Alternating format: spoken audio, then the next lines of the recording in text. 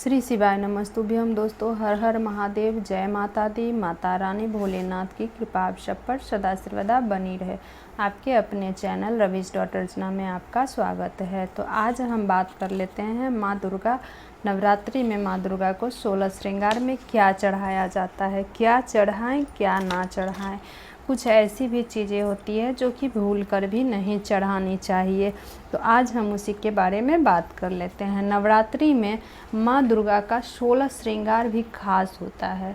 तो जाने कैसे करें माँ दुर्गा का 16 श्रृंगार। नवरात्रि की शुरुआत में माँ दुर्गा की पूजा अर्चना शुरू हो जाएगी। 9 दिन तक 9 दुर्गा के अलग रूपों की उपासना की जाएगी। नवरात्रि पूजन में माँ दुर्गा का श्रृंगार भी खास है। 15 अक्टूबर से शारदीय नवरात्रि की शुरुआत हो रही है, तो इसके साथ ही सभी शुभ कार्य शुरू हो जाएंगे। नवरात्रि में भक्त माता रानी की पूजा अर्चना करके उनका आशीर्वाद लेते हैं। नवरात्रि में नौ दुर्गा के 9 स्वरूपों की अलग अलग दिन उपासना की जाती है। हर दिन उनका अलग अलग श्रृंगार किया जाता है। माता के 16 श्रृंगार का क्या महत्व है और कैसे करें माता रानी का 16 श्रृंगार, तो आज हम इसके बारे में जानेंगे। तो माता रानी के 16 श्रृंगार में क्या क्या सामान चढ़ाया जाता है। तो माँ दुर्गा को लाल रंग बहुत पसंद है, इसलिए माता रानी की पूजा में इस्तेमाल होने वाला अधिकतर वस्तुएं लाल ही होती है। इसमें लाल चुनरी, चूड़ी, बिछिया, इत्र, सिंदूर, महावर, बिंदी, मेहंदी, काजल, चोटी, मंगलसूत्र या गले के लिए माला, पायल, नेल पॉलिश, कान की बाली, चोटी में लगाने के लिए रिबन आदि से माता का श्रृंगार किया जाता है। तो आइए अब जान लेते हैं श्रृंगार का क्या महत्व है। तो सबसे पहले देवी माँ दुर्गा को स्थापित करने के लिए एक चौकी लगाएं, उस पर लाल या पीला रंग का कपड़ा बिछा दें। इसके बाद माता रानी की तस्वीर स्थापित करें और उनको टीका लगाएं।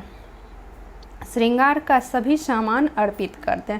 नवरात्रि में जो भी 16 श्रृंगार माता रानी को चढ़ाया जाता है, उससे घर में सुख समृद्धि आती है, उसे अखंड सौभाग्य का आशीर्वाद प्राप्त होता है।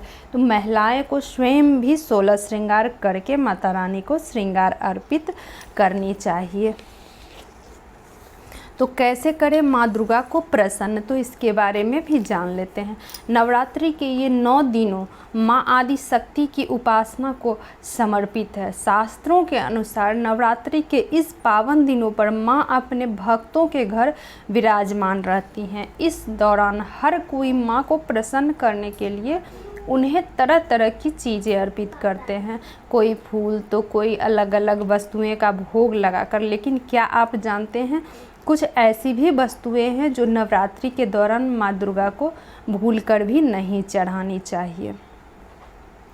अगर आप भूलवश भी इन चीज़ों को अर्पित करते हैं तो आपको पूजा का पूरा फल नहीं मिल पाता है। तो साथ ही साथ माता रानी की नाराज़गी के चलते आपका जीवन कंगाल होने लगता है। तो चलिए अब जान लेते हैं कौन सी वो वस्तुएं हैं जो माँ दुर्गा को नहीं चढ़ानी चाहिए। तो नारियल का हर मांगलिक कार्य में नारियल तो हर मांगलिक कार्य में विशेष महत्व होता है। नारियल जिसे श्रीफल भी कहा जाता है, हिंदू धर्म में उसे सुख, समृद्धि, धन व शुभता का प्रतीक माना गया है। नवरात्रि में माँ दुर्गा की पूजा में नारियल का इस्तेमाल किया जाता है। खास तौर पर कलश की स्थापना नारियल रखकर ही की जाती है। लेकिन आपको बता दें कि माता रानी को भूलकर भी टूटा हुआ नारियल समर्पित ना करें। यहाँ तक कि कलश स्थापना में भी टूटा नारियल इस्तेमाल करने से वे जीवन में कष्ट भर जाते हैं। इसीलिए हमेशा गोटा वाला नारियल ही माँ को अर्पित करें। इसके अलावा धार्मिक ग्रंथों के अनुसार नवरात्रि में माँ दुर्गा की पूजा में उन्हें तुलसी दल भूलकर भी नहीं चढ़ानी चाहिए। माता रानी की पूजा में तुलसी दल चढ़ाना वर्जित माना गया है। तुलसी के अलावा आपको बता दें कि माँ आदि शक्ति को दूर्वा भी नहीं चढ़ाया जाता है। इन दिनों इन चीज़ों को माँ दुर्गा को अर्पित करने से माँ दुर्गा क्रोधित हो जाती हैं, जिससे आपके जीवन में परेशानियाँ का सामना करना पड़ता है।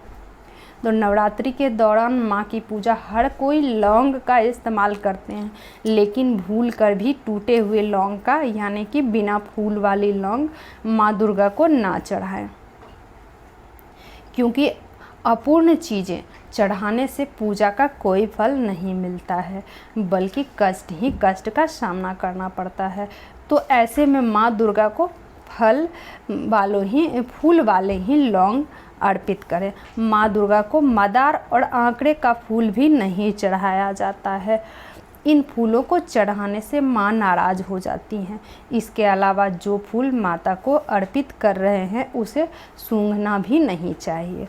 सूंघे हुए पुष्प, मुरझाए हुए पुष्प चढ़ाने से आपके जीवन में तंगी आ सकती है। बता दें कि माता रानी को हमेशा लाल रंग के पुष्प ही अर्पित करें। खास तौर पर कमल का पुष्प चढ़ाने से अति शुभ माना जाता है। तो हमारी वीडियो आप लोगों को कैसी लगी, जय माता दी कमेंट बॉक्स में ज़रूर लिख देना।